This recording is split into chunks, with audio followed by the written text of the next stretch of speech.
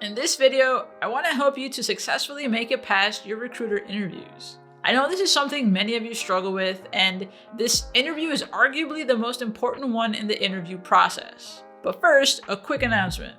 This channel is getting rebranded from Rising Dev Habits to Courageous Dabbler to better encompass the type of content I'll be sharing with you. You can expect life and career coaching tips, as well as software developer and creator lifestyle content.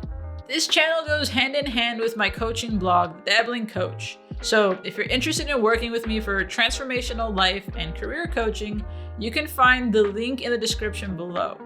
And check out the intro video on the homepage of this channel if you're curious about why the Courageous Dabbler name. All right, now back to the video. I know it's easy to think of the recruiter interview as a blocker to you getting further along in the interview process, reducing the chances of you being able to showcase your skills and value add. But the recruiter interview is more of an opportunity than it is a blocker to getting yourself a job offer. And here's why.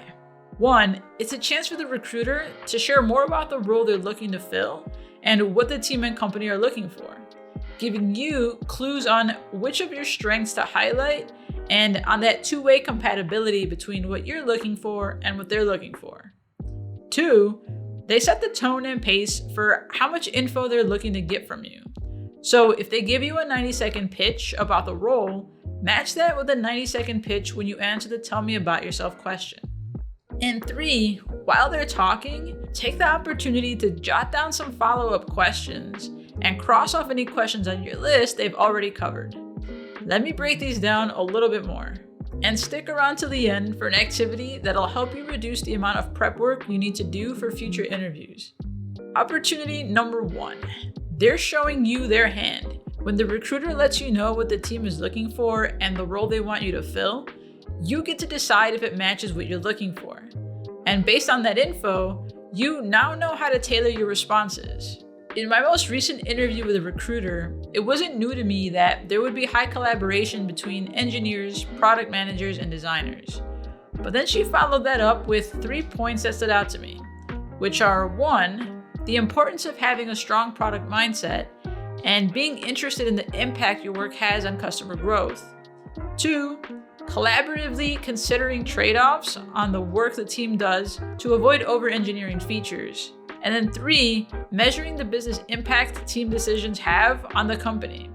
Yes, ideally, you should be able to find this information in the job description. If the info doesn't match between what the recruiter is telling you and what's on the job description, that could be a red flag that the company doesn't know what they're looking for. So beware.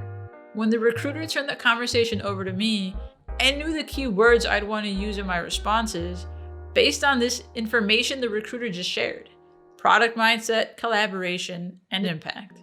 Which leads me straight into opportunity number 2, tailoring your tell me about yourself response to this particular company.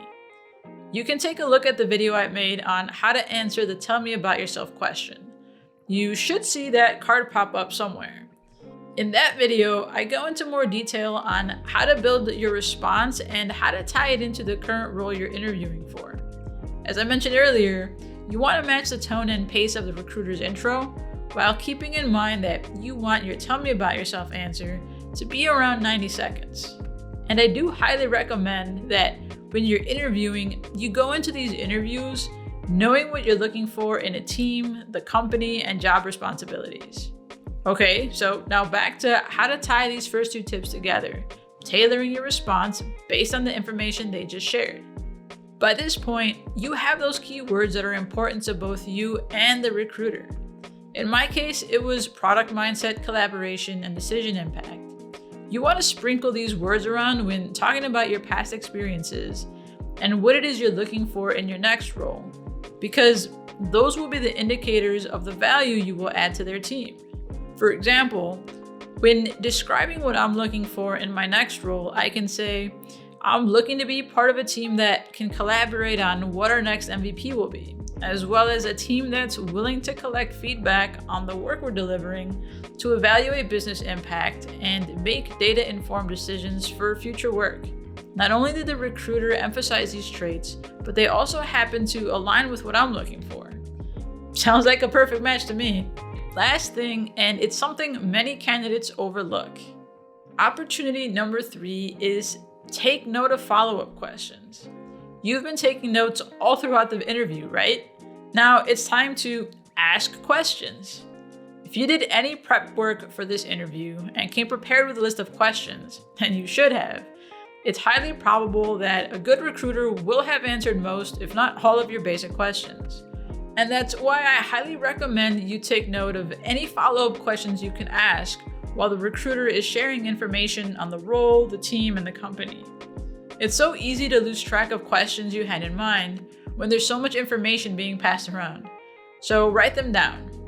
Asking questions can really help set you apart from other candidates. And yes, you can find a ton of generic questions online to help you seem interested, but it's more important for you to determine if you actually are interested in the role and company. So you want to ask questions that are going to help you figure that out.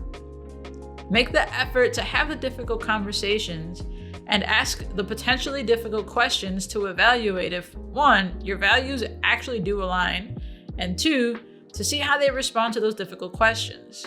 You're being vulnerable. Are they willing to be? Or are they going to provide you with generic answers? The activity I'd like you to take away from this video is to take some time and really think about what you're looking for in your next role. And I don't just mean I'm looking for a job that matches my skills and pays me good money. I guess that could be what you're looking for, but you're probably going to have a harder time trying to convince a company that you're the right person for their team. When you know what you're looking for, then you'll know what questions you need to ask in order to decide if the company and the role are a good fit for you. Remember, it's not just them interviewing you, you need to interview them as well. That's it for this video. Check out the channel's intro video for the story behind the channel's new name. I also recommend watching my previous video on how to answer the Tell Me About Yourself interview question. Let me know in the comments what struggles you've had when trying to make it past the first interview with a recruiter.